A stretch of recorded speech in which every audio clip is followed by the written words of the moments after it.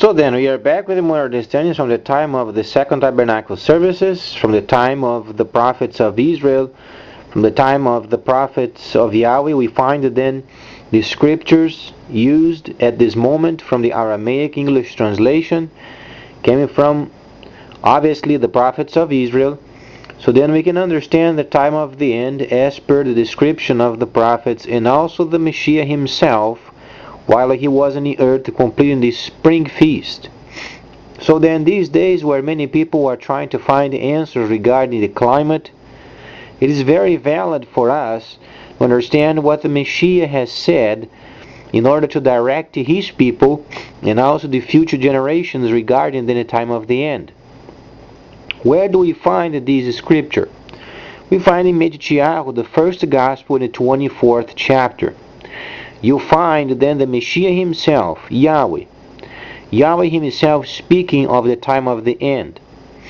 So then, we find many areas where the Messiah was then explaining the time of the end in terms of the climate.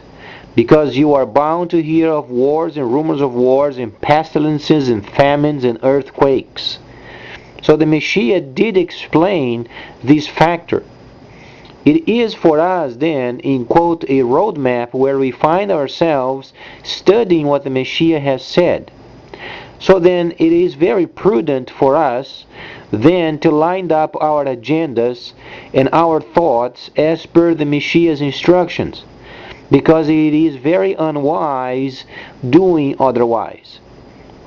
So then we find the Messiah speaking of the climate, earthquakes, and pestilences and famines. So then we begin to observe. Earthquakes then comes from the shifting of plates in the earth.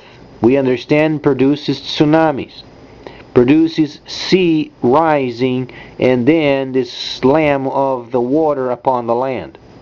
Then we find famine causes by then droughts. Pestilences then lack of control of the environment. But what is the aim of the Messiah when he was speaking of these areas? Obviously the Messiah was being practical.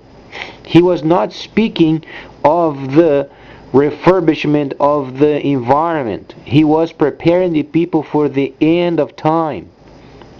Because the context in Mashiyach, the 24th chapter, is not the comfort of the people, but rather the information required for them to prepare themselves as the end comes.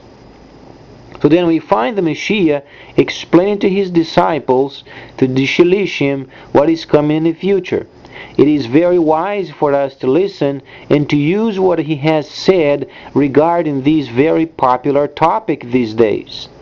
So then many of the countries are spending a whole lot funding and money trying then to control the environment and come up with ideas how to reverse it, but unfortunately it can't. Because the earth is not going to survive for very long. 20 years, give and take a year, then is the maximum of this planet can take it. How do we come up with this understanding? The Messiah, when he came, and he was the prophet promised by Yahweh himself, while Moses then was up on a mountain. He said to Moses, make sure then the people, when this prophet comes, listen to him. So it is very prudent for his people, obviously, first to hear what the Messiah has to say in terms of themselves returning to the holy services, because they willed. Yahweh first, he tests his people to make sure they understand gently what must be done.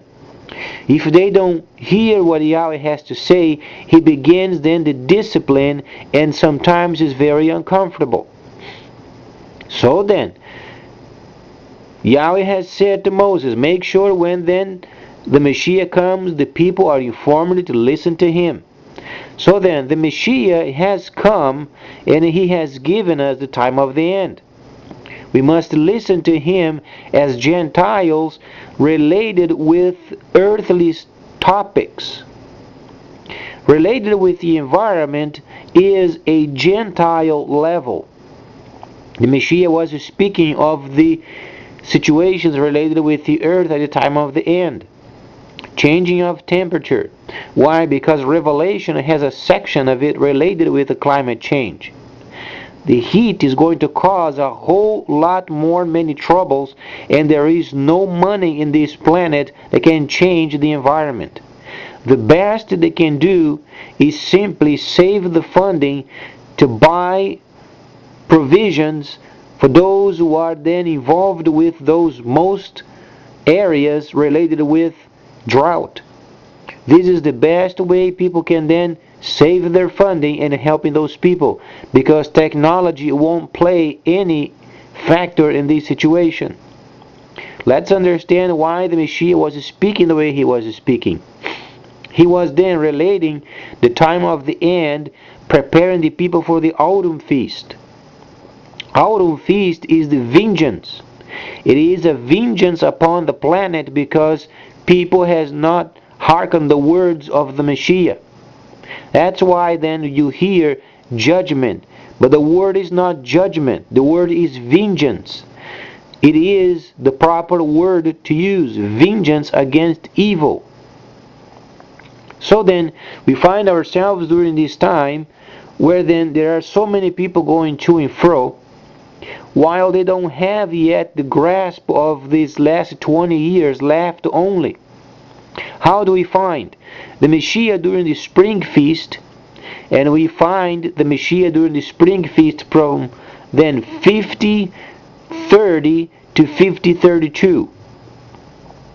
This is the area then of the scripture where the Messiah completed the spring feast, precisely 490 days.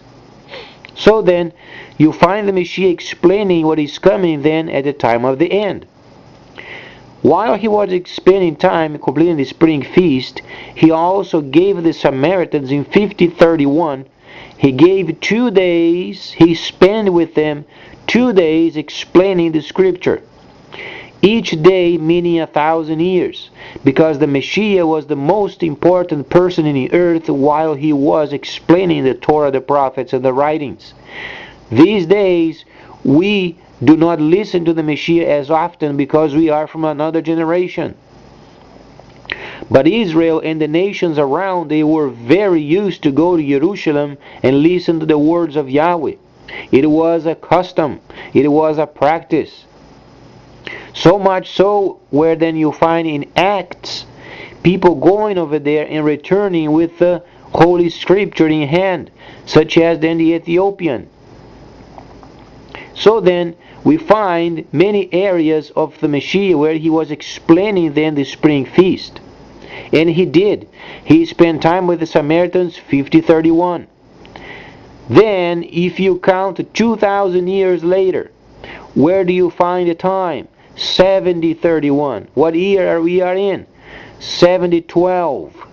We already have gone over the 7,000. So the end is very near. We understand the earth's age is much older than 7,000 years. Understandable. But then you begin to count the time when people were then first placed in the earth. There was then living before this time. Obviously, you have to understand the creation as the planet versus then people in the earth. But the most important factor is then understanding what the Messiah has said in terms of the time of the end, autumn feast or the vengeance. There is not much time. The climate is going to change so much we would not even recognize this planet at some point. So the best for us is then lining up our agendas with Yahweh's harmony, so then we can understand and then we are prepared to make those changes in a most important way where we then use our funding very properly. As we understand, the Chinese, they are the leaders of the end of times market. It's a situation of a time. They will be implementing their system around the world, and they are going to be then the bulker, or then the country always than having trade with the bulk items to rebuild the other nations. Has to be done in this way. And then we find the Messiah explaining of the time of the end, where then the climate truly changes. There was a report in 2007 where the scientists came up with a rate of melting of ice in a certain rate. Today, short years after, they were 60% away from the true target of measurement. So it is melting a whole lot faster. They have predicted wrongly. So then we expect the ice to melt a whole lot faster in the future. By the time then the vineyards starts, won't even have any more ice in the earth. This is how dramatic the situation is going to be. Because we are speaking of droughts and severe temperatures. So we can't spend our time wallowing around trying to control a climate where the Messiah never gave instructions regarding it. He only pointed out, because of the vengeance to come, the climate must change. It is a factor and must take place. So we should help those people that are in trouble at the moment, or relocating them and providing them with what is required in order then for us to be prepared as the Messiah told us to be prepared. But then we prepared ourselves as Gentiles before the holy city, as we find ourselves in the Revelation, the 6th chapter.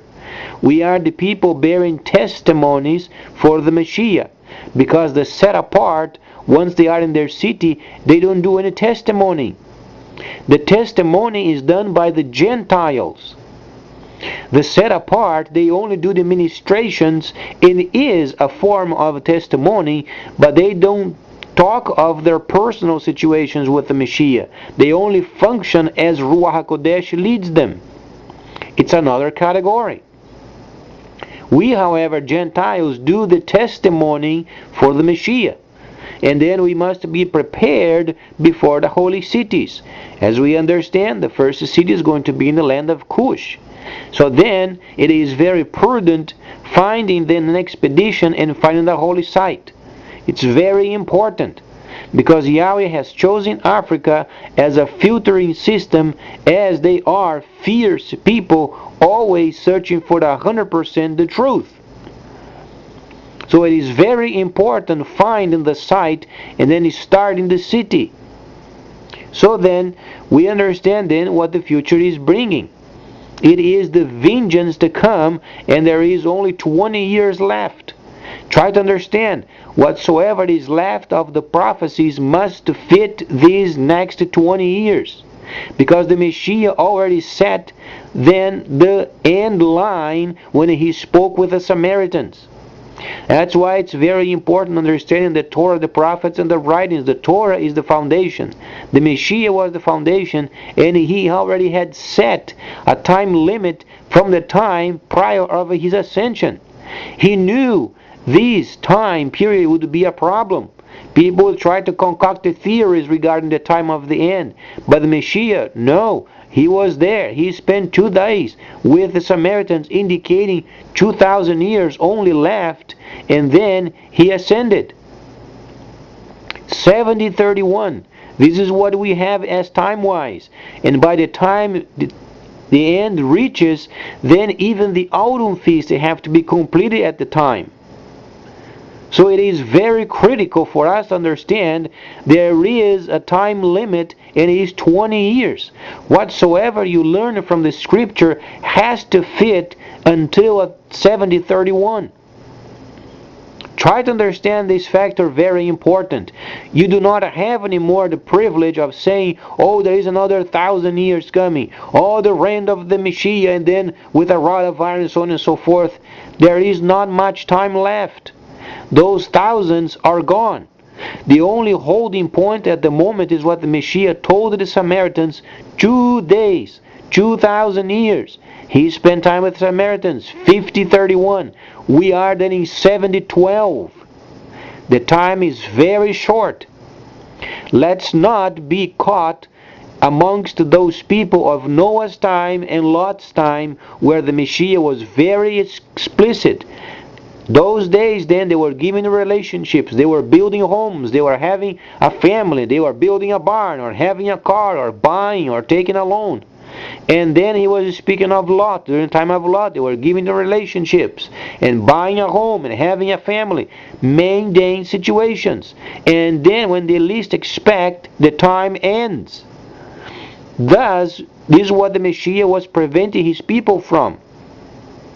So then we understand what's coming in the future, and we can be prepared via what the Messiah has said. And then it's very prudent for us not to spend funding in trying to reverse the climate.